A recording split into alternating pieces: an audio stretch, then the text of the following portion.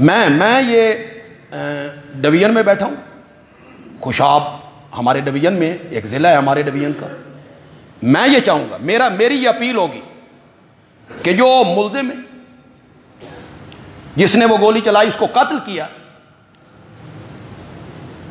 302 کا تو ایک کیس ہونا ہی ہونا ہے. یہ دہشت گردی بھی ہے،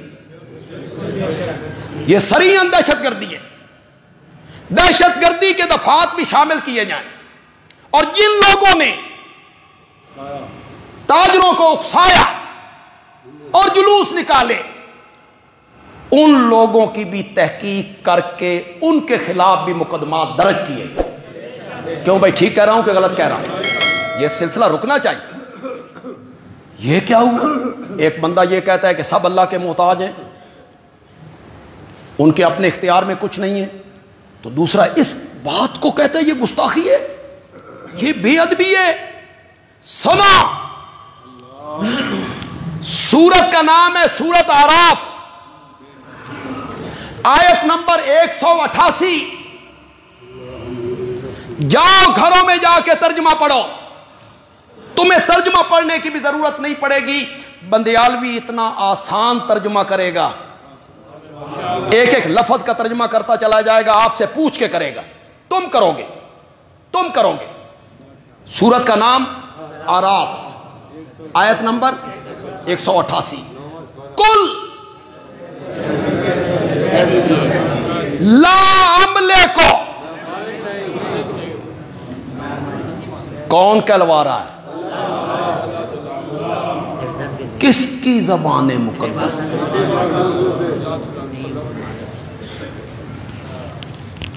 میں ایک بات کہا کرتا ہوں، اس طرح کی ساری باتیں اللہ نے نبی پاک کی زبان سے کلوائی ہیں. قل انما انا بشرم، میرے پیغمبر آپ کہیں میں بشر ہوں جیسے تم. یہاں بھی کیا کل، آپ کہیں. اللہ تعالیٰ غالباً کہنا یہ چاہتے ہیں پتہ نہیں میری تو مندن یا نہیں مندے، تیرے نال تا عشق دے دعوے کر دین متا تیری مندے ہوں میں نو. آپ کی زبان مقدس سے نکلے تو شاید مان جائیں. آپ اپنی زبان مقدس سے اعلان کریں لا عملے کو، عملے کو کا میں نہ کرتا ہوں، میں مالک ہوں. عملے کو میں مالک ہوں. جب پیچھے لگا لا، کرو مانا. کسی عالم کو کہو عربی گرامر کے حساب سے کرے مانا اس کا. لا عملے کو، میں مالک نہیں، میں اختیار نہیں رکھتا. لے نفسی، کس کے لیے؟ اپنی جان کے لیے بھی. نفعن ولا ضررن، میرا نبی خود کہہ رہا ہے الیاذ باللہ.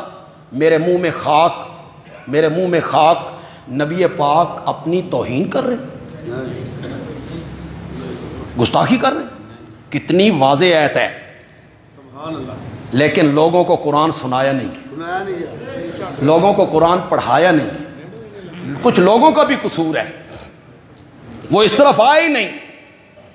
3 گھنٹے کی تقریر کرتے ہیں علماء، بس وہ شروع میں جو ایک آیت پڑھی نا تبرکن، برکت کے لیے، بس اس کے بعد مجال ہے قرآن کو ہاتھ لگائیں، مجال ہے قرآن کی کوئی آیت پڑھیں، پھر شروع ہو جائیں گے قصے، کہانیاں، واقعات، خواب، کشف، فلاں بزرگ نے یہ کہا تھا، فلاں بزرگ نے. بزرگوں کے اقوال حجت نہیں ہوتے بھائی. قول ایک ہی شخصیت کا حجت ہوتا ہے اور وہ ہے آمنہ کا لال جی. ان کی فرمان جو نکلا وہ حجت بن گیا ہے. اور کسی میرے استاد کا قول حجت ہے؟ میرے مرشد کا، میرے استاد کا، علماء دیوبند کا کوئی حجت نہیں ہے. کسی بڑے سے بڑے عالم کا قول دین میں حجت نہیں.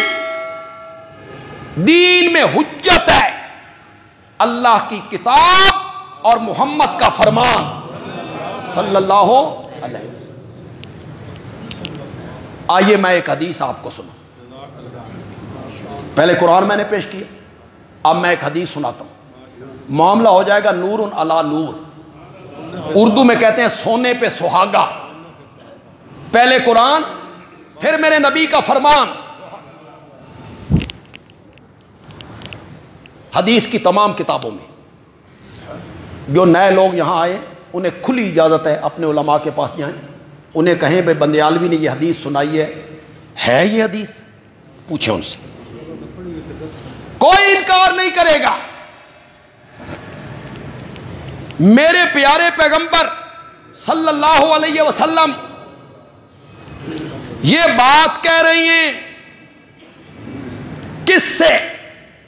اپنی بیٹی سیدہ فاطمہ سے رضی اللہ تعالی۔ تو کون ہے؟ سیدہ فاطمہ سے محبت کرتے ہیں، وہ آتی ہیں، اللہ اکبر، میرے نبی اٹھ کے استقبال کرتے، ماتھا چومتے، اپنی چادر پہ بچھاتے۔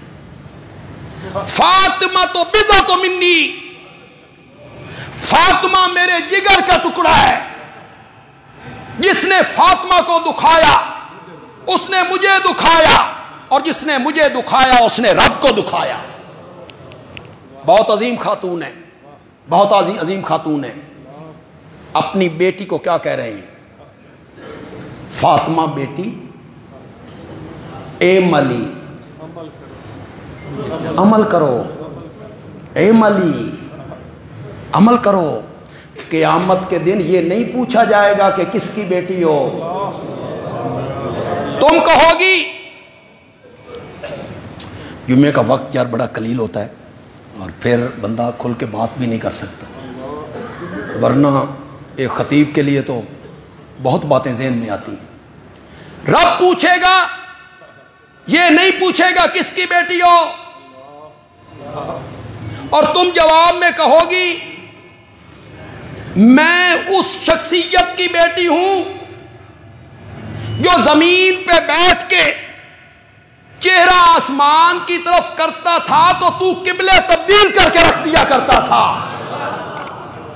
میں اس کی بیٹی ہوں جس پر تو نے قرآن جیسی کتاب اتاری تھی، میں اس کی بیٹی ہوں جس کو تو نے معراج کروایا تھا، میں رحمت للعالمین کی بیٹی ہوں، میں امام الانبیاء کی بیٹی ہوں، میں شفیع المذنبین کی بیٹی ہوں، میں ساقی کوثر کی بیٹی ہوں۔ تو اللہ کہے گے ہاں چلی جا، تو بڑے باپ کی بیٹی ہے، نہ میرا بیٹا، تو اس سے یہ نہیں پوچھا جائے گا۔ اگلے جملے سن سکتے ہو تو سنو۔ میرے آقا نے اپنی بیٹی کو خطاب کرتے ہوئے فرمایا لا عملے کو لکے، لا عملے کو لکے شیئن، شے کیا ہوتی ہے؟ اوپر نون تنوین کا قلت کے لیے ڈال دیا، لا عملے کو لکے شیئن، میں قیامت کے دن تیرے لیے کسی چیز کا بھی اختیار، یہ میں نہیں کہہ رہا ہوں بھائی، کون کہہ رہے ہیں؟ کس کو؟ آپ نے ان جملوں کو گستاخانہ جملے بنا دی۔